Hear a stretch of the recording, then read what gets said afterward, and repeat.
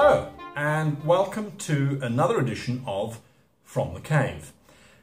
We are in our new cave, which we finished building just the other day, and I thought this video would be of value to you guys because I have just launched my new role-playing game. And of course it all starts with questions. So I asked my players a series of questions. I asked them at the very beginning, what setting should we go for? Fantasy, science fiction, modern, some other kind of variant based upon a different rule set, and they unanimously came back saying that they wanted to go with a science fiction type setting, something based in the future. Now I've just finished writing a new rules system called the Storyteller System, which focuses on, you guessed it, storytelling. So I propose that we use that system. Then I asked them what kind of science fiction, because there's more than one type. Do they want some kind of near future? Do they want modern? Do they want true science fiction, where they're on board a spaceship sailing out into the middle of nowhere? Do they want post-apocalyptic science fiction? Again, their answer came back almost unanimous. They want post-apocalyptic. Post-apocalyptic automatically requires the players to survive. It helps you as a game master because, well, most of your adventures and things are centered around survival. It gives you a whole bunch of wonderful tools to control the story, to drive the story. However, being a master of the game requires you to take the post-apocalyptic setting and do something different, to give it your own stamp. So we're going to have to use our imaginations here to drive a really different, really new story. We've got all of the tools. We've been through that over the last 8 videos or however many it is that we happen to have used. So let's jump straight in. The story. What is the story about?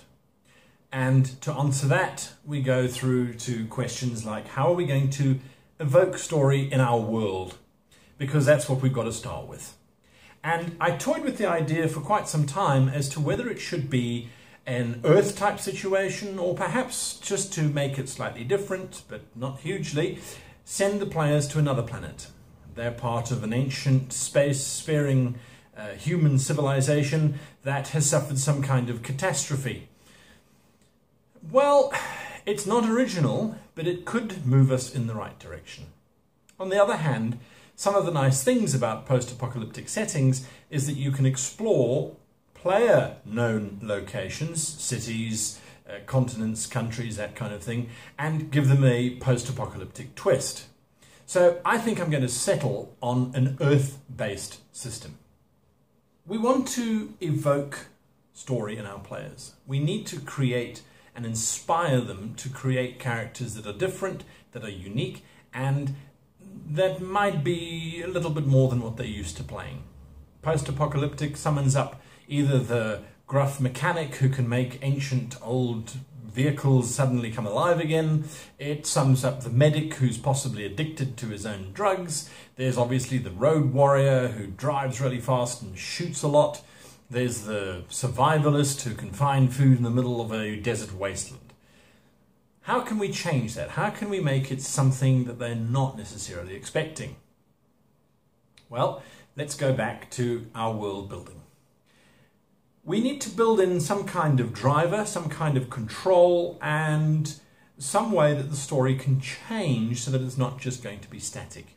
I looked at a lot of post-apocalyptic settings. Television's not a very good one to go with because they're always trying to do it on the cheap. So books and online, of course, is your friend. I had a look around, and a lot of the post-apocalyptic settings are set in a town or a village or a fortress that is trying to survive and beat all of the odds. The problem that I have with these kind of games is that the players are stuck to one location unless they try and move out, which could happen, but I'm not very happy with allowing chance and the players' whims to decide whether they move into a different territory or not. There was one post-apocalyptic film, I don't know, I said avoid films, but it was a strange one. And of course the title's gone out my head. I might write it in the bottom when I remember. But what made it so interesting was that it was a bunch of people who were on a train. And the train was on a fixed route that simply did circuits, really, whilst the rest of the world was a frozen wasteland. I think it starred Chris Evans. The film itself was an interesting idea on how humanity needs to survive in a post-apocalyptic type environment, and if you're bored, it's something to watch. It did, however, give me an idea. Perhaps the village or town that they need to be in is moving. Why would it move? Well, post-apocalyptic, generally speaking, everyone thinks of deserts, gigantic wastelands of nuclear radiation, and that kind of thing. That's not a bad idea. But if we have a city that moves, perhaps it's on legs. I don't like the idea of tracks. Legs gives us the opportunity of making it really high above the ground. This means that getting back to the city could be a problem. If they don't get back to the city in time for pickup, they're left stranded on the surface. So that gives us a nice controller. It literally allows me as the GM to remind the players that whilst they might be out scouting, looking for resources or doing whatever it is that they're doing to survive, they need to be very aware that time is running out and that the city is going to move on. And it won't wait for a bunch of players. Well, a bunch of players' characters anyway. So a city on legs. I also like the idea that the city needs to be held aloft by gigantic balloons, as, again, this just promises a whole lot of little adventures where the balloons rupture, they start losing altitude, and of course if the city crashes, it's not likely to be able to get back up again. And if it is, it's of course the players who are going to help the city get back up. It also gives us an opportunity, in terms of drive, of taking the players to, well, they're taking their characters, to environments that we happen to find interesting. So, for example, we decide, well, let's send them to the Arctic. We want to explore the frozen side of the survival terror. So the city elders decide, right, we're off to the southern tip of the globe because we need to get ice, or whatever the reason might be. Then I decide that they should be exploring jungles, so the city can move to the jungle. So a moving city gives us a whole lot of things that will help us to not only evoke story, but also to help drive it and control it. We need to then look into the options of glory for the players. The players can take on almost any role now. It doesn't really matter what they are trying to be, because they can literally fulfill tasks as prescribed by the city. Now, I don't necessarily need to have a military-style commander who's in charge of the city and have him going to the players and saying, you will go and get X, Y, and Z, and that's it. The players could literally exist in a self-contained unit that happens to be notified the city is stopping for 24 hours. All those who wish to disembark may do so. This means that the players have a freedom. They don't necessarily feel like they're being railroaded into going to this point or that point or the next point. They can decide what to do. I can have adventures based in the city where I can do all sorts of things in terms of sabotage, in terms of factions trying to take over the city, trying to defeat the factions trying to take over the city, simple trade between people in the city. So that gives me a lot of options for the adventures. Something else that I also asked the players was, what kind of game do they want? Do they want a combat-heavy game? Do they want a politics-based game? Do they want a mystery type of game? And their response was that they would focus more on combat and mystery than on the politics. I'm glad that they made this call. This particular bunch of players that I've put together are what I would consider experienced role players. So I think they understand that politics can sometimes, with a group, it's only 4 players, could be 5, politics can become quite slow and quite boring. Usually because it's only one person who's being the mouthpiece for the party. Whereas if we use mystery and we use combat, that allows everybody to be involved. So, how do we evoke a sense of mystery? a few thoughts come to mind, and I need to jot those down. This is my great book. It is actually called The Book, and in it I have a lot of my previous adventures that I write up, usually notes that make no sense to anybody except for myself, but into this book is going to go this apocalyptic adventure. So what I need to decide is what kind of mystery do I need to pose to the players, and again, the one that lends itself automatically is how did the world get to the state that it's in?